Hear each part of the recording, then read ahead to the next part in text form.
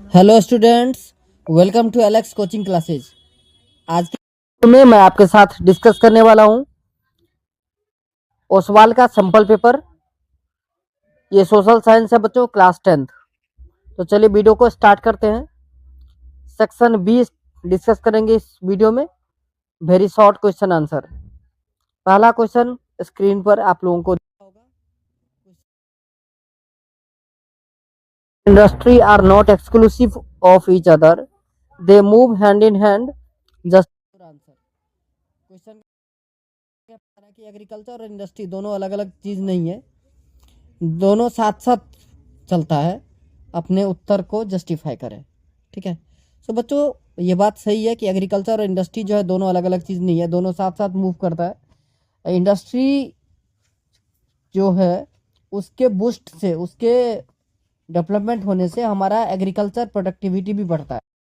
ठीक है। And agriculture depends on industry for their raw materials like irrigation pump, right? uh, Pesticides, machines, tools, etc. सो इसको आप कुछ इस टाइप से लिख सकते हैं। देखिए यहाँ पर लिखा है agriculture and industry are not exclusive of each other, they move hand in hand. For instance, the agro industries in India have given a major boost to agriculture by raising the productivity. कह रहा है कि industry जो है India में वो major boost productivity दिया है एग्रीकल्चर फील्ड में। They depend on the latter for raw materials and sell their products such as irrigation pump, fertiliser, insects, pesticide, plastic and PVC pipe, machine and tools etcetera to the farmer.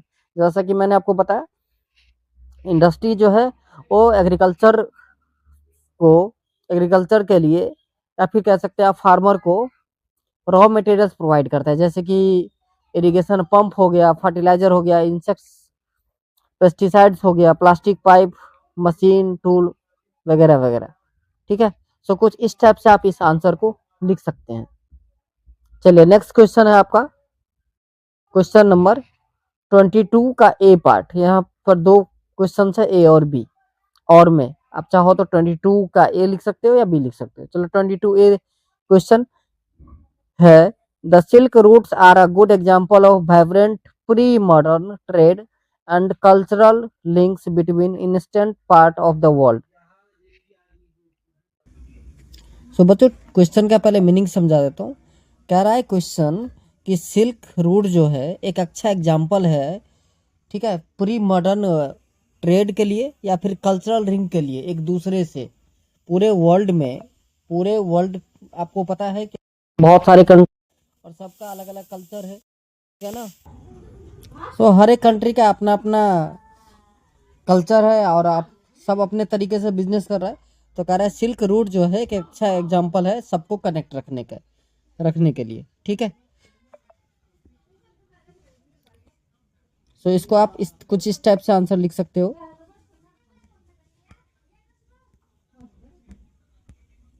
ये देखो लिखा है, answer का meaning आपको बता देता हूँ। लिखा था silk route are good examples of vibrant pre-modern trade and culture link between distinct part of the world. There are several silk route over land and by sea that brought together the region of Asia and link Asia with Europe and northern Africa. कह रहा कि several ऐसे silk route है over by land और सी जिसके through जो है Asia और एशिया से जुड़े हुए यूरोप कंट्री या नॉर्थ अमेरिका जो अफ्रीका जो है वो एक दूसरे से जुड़े हुए हैं। इसके लिए बहुत सारे सिल्क रूट है ऐसे। ठीक है। They exist since before the Christian era and thrived almost till the 15th century. ये एग्जिस्ट कर रहा है क्रिश्चियन एरा से पहले और कहाँ तक, 15th सेंचुरी तक। The name silk routes points to the importance of west bound Chinese silk cargoes along this route. और इस सिल्क रूट जो है वो पॉइंट कर रहा है importance of west bound Chinese silk cargo को। ठीक है। सो कुछ इस टाइप से आप आंसर लिख सकते थे इसका। चलिए नेक्स्ट क्वेश्चन, इसी का एक और पार्ट है और क्या कर रहा है, new crops can significantly impact survival and well being, provide evidence to support this statement. अब बच्चों पहले मीनिंग समझ लीजिए क्वेश्चन का। कह रहा है कि नया क्रॉप जो होता है वो उसका इम्पैक्ट पड़ता है सर्वाइवल पर और वेलबींग पर, कैसे? तो बच्चों इसका आंसर आप लिख सकते हो कि नए क्रॉप जो है वो इम्पैक्ट डालता है सर्वाइवल पर और वेलबींग पर। ये कहानी है आयरलैंड की, कि आयरलैंड में पहले 1840s में, 1840 की बात है, जब पोटैटो का वहाँ के लोग आलू पे पूरे तरीके से निर्भर हो गए थे। और जब ये आलू की क्रॉप जो है वो बर्बाद हो जाता था तो thousands of Ireland people died, बहुत सारे लोग मर जाते थे। तो इस तरीके से जब नए क्रॉप का इंट्रोड्यूस किया गया, नए क्रॉप आए, तो उससे उनका वो ज़्यादा समय तक जिंदा रहने लगे, वेल बींग हो गए और लॉन्ग सर्वाइवल हो गया। ठीक है, तो कुछ इस टाइप से आप आंसर लिख सकते हैं। ये देखिए आपका आंसर आपके मेरे स्क्रीन पर। कह रहा है Europe's poor began to eat better and live longer with the introduction of the humble potato. Potato के इंट्रोडक्शन से जो है यूरोप के जो पुअर लोग थे वो बेटर रहने लगे और ज्यादा दिन तक जीने लगे। दूसरा, Ireland's forest peasant become so dependent on potatoes that when diseases destroy the potato crop in the mid 1840, hundred of thousands died of starvation।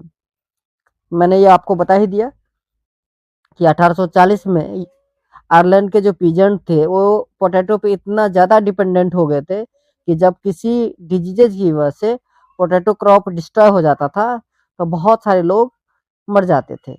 10 new crop, तो इस प्रकार हम कह सकते हैं कि न्यू क्रॉप जो है एक सिग्निफिकेंटली इम्पैक्ट डालता है सर्वाइवल पर और वेलबींग पर। ठीक है बच्चों, लिख लोगे आप लोग? चलो नेक्स्ट क्वेश्चन, क्वेश्चन नंबर 23।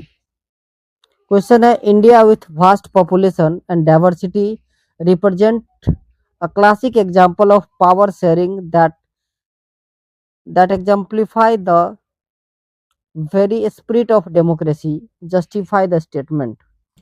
तो बच्चों पहले क्वेश्चन का आपको मीनिंग समझ देते हैं। तो कह रहा है कि इंडिया में जो है वास्ट पॉपुलेशन है, बहुत ज़्यादा पॉपुलेशन है और डाइवर्सिटी है, और ये रिप्रेजेंट कर रहा है, ठीक है, क्लासिक एग्जाम्पल है पावर शेयरिंग का।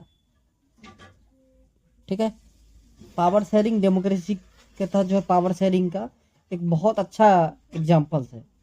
इस पे इस स्टेटमेंट को जस्टिफाई करना है। सो बच्चों देखो, हमारा कंट्री जो है डेमोक्रेटिक कंट्री है, ठीक है, और इसमें जो है हम गवर्नमेंट को जो है अब जितने भी जितना पॉपुलेशन है, जनसंख्या जितने लोग हैं वो सब पार्टिसिपेट करते हैं गवर्नेंस में, मतलब लीडर को चुनने में। और लीडर जो है वो काम करते हैं इस हमारे कंट्री के विकास के लिए, कुछ रूल एंड रेगुलेशन है।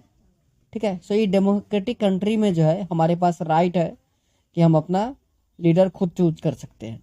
ठीक है, और क्या है कि पावर शेयरिंग किया गया है, अलग अलग देख रहे हो, सेंट्रल गवर्नमेंट है, स्टेट गवर्नमेंट है, इस तरीके से पावर को डिस्ट्रीब्यूट किया गया है और सब अपने तरीके से काम करते हैं for well being of whole country, अपने कंट्री के डेवलपमेंट के लिए, सबकी अच्छाई के लिए सब काम करते हैं। तो आंसर कुछ आप इस टाइप से लिख सकते हो।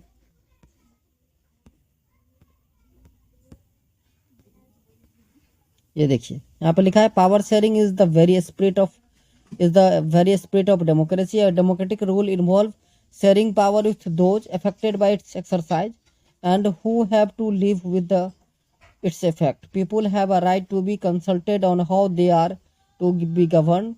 A legitimate government is one where citizens through participation acquire a stake in the system। कह रहा है कि जहाँ पर जो है पार्टिसिपेट करते हैं सिटीजन्स, एक्वायर करते हैं स्टेक सिस्टम का, जिसको गवर्नर आप कहते हो, तो सब मिलके काम करते हैं। डेमोक्रेटिक रूल जो है जिसमें पावर शेयरिंग होता है, तो कुछ इस टाइप से आप आंसर लिख सकते हो। ठीक है ना, चलो नेक्स्ट क्वेश्चन नंबर 24। ये लास्ट क्वेश्चन है सेक्शन बी का कह रहा है local government is an effective way to uphold the democratic principle of decentralisation, justify this statement. तो सबसे पहले क्वेश्चन का मीनिंग समझ लेते हैं। तो कह रहा है लोकल गवर्नमेंट जो है एक अच्छा एग्जाम्पल है, एक अच्छा एग्जाम्पल है डिसेंट्रलाइजेशन का, जस्टिफाई कीजिए। अब सबसे पहले डिसेंट्रलाइजेशन का मतलब समझिए कि पावर को अगर केंद्र सरकार और राज्य सरकार, मतलब जैसे आप सेंट्रल गवर्नमेंट कहते हो और स्टेट गवर्नमेंट, इन दोनों से लेकर के एक लोकल गवर्नमेंट को दे दिया जाता है, लोकल बॉडीज को दे दिया जाता है, इसे हम डिसेंट्रलाइजेशन कहते हैं। अब ये डिसेंट्रलाइजेशन करने के पीछे जो वजह है वो वजह ये है कि किसी लोकल एरिया का जो इशू है, प्रॉब्लम है, उसे लोकल आदमी बेटर तरीके से जान सकता है। सपोज कीजिए एक गांव की प्रॉब्लम को किसी स्टेट गवर्नमेंट या फिर सेंट्रल गवर्नमेंट को उतना अच्छे से समझ नहीं आएगा जितना कि एक गांव के इंसान को आएगा, है ना। तो इसलिए डिसेंट्रलाइजेशन जरूरी था, और डिसेंट्रलाइजेशन करने के फायदे ये हैं कि जो लोकल कुछ इशूज है वो लोकल आदमी अच्छे से जानता है, समझता है, और वो अच्छी तरीके से कर सकता है, और इससे हमारा कंट्री डेवलप होगा, इससे हमारा गांव डेवलप होगा, गांव से जो है विलेज से डिस्ट्रिक्ट, डिस्ट्रिक्ट से स्टेट, और स्टेट से हमारा कंट्री डेवलप होगा। तो इस आंसर को आप कुछ इस टाइप से लिख सकते हैं। देखिए ये रहा आंसर,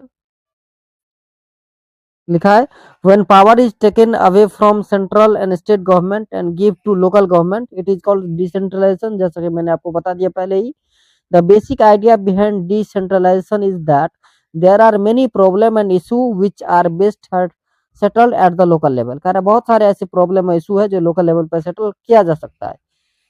पहला, people have better knowledge of problem in their localities. अब जो लोकेलिटीज में क्या प्रॉब्लम है ये लोगों को अच्छे से पता होता है।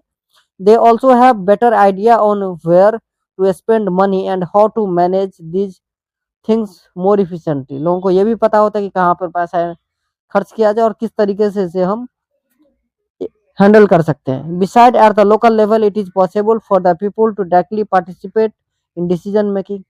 और तीसरा ये कि लोकल लेवल पर लोगों को अपॉर्चुनिटी मिलती है, पार्टिसिपेट कर पाते हैं डिसीजन मेकिंग में। ठीक है, तो ये इस तरीके से आप लिख सकते हो।